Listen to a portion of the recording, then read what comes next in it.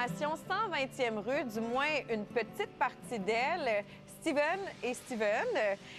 Vous avez travaillé ensemble dans les dernières années sur différents projets musicaux. Avant de parler de 120e rue, comment ça a commencé votre collaboration ensemble là, pour faire de la musique? Nous autres, ça a commencé au cégep, moi et Steven, à Saint-Georges-de-Beauce. On est des filles à Beauceron. On a commencé, en fait, c'était quoi, dans un genre de congrès jeunesse? Oui, congrès jeunesse, l'INM, ça se peut être Institut du bon, Nouveau Monde. Puis moi, je je jouais autour du feu avec des amis de la guitare, puis il y avait un gars qui chantait toutes les paroles en arrière, puis c'était notre Steven Grondin, puis j'ai dit « Hey, crime, viens-t'en donc plus proche de moi, chanter ça », puis finalement, ça a cliqué, je pense, on s'est dit « On monte 60 tonnes en 2 semaines, on se met à aller jouer dans les bars, on veut commencer à faire de la musique ». Puis c'est de même que ça a commencé. Après ça est venue l'idée des compositions, hein, Steven? Puis là, depuis déjà quelques semaines, vous travaillez sur 120e rue. C'est le fruit de beaucoup de travail. Qu'est-ce que ça représente pour vous, là, cette formation-là? C'est un renouveau 120e rue, en fait, parce que depuis quelques semaines, on a lancé le projet, mais ça fait déjà 3 ans qu'on a entamé le nouveau projet.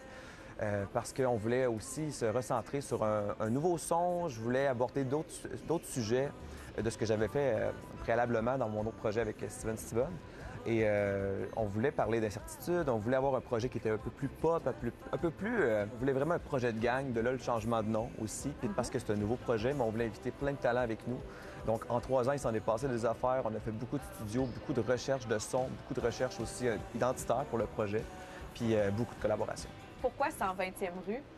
Parce qu'on vient de 120e rue. Saint-Georges-de-Beauce! Saint-Georges-de-Beauce! Again. Exact. Steven avait parlé beaucoup avec notre directeur artistique, en fait, qui est Steve Marin, qui a écrit toutes les chansons avec toi sur l'album, tout ça. Puis est venue l'idée de se recentrer sur notre Beauce, puis un nom de rue. Au début, moi, j'étais comme un nom de rue, puis finalement, ben crime, ça l'a collé, puis ça nous représente, je pense. Pourquoi 120e rue? C'est que tous nos projets musicaux ont commencé sur la 120e rue à Saint-Georges. On avait une maison étudiante qui était la maison de la 120, comme on l'appelait. Maison de mon papa.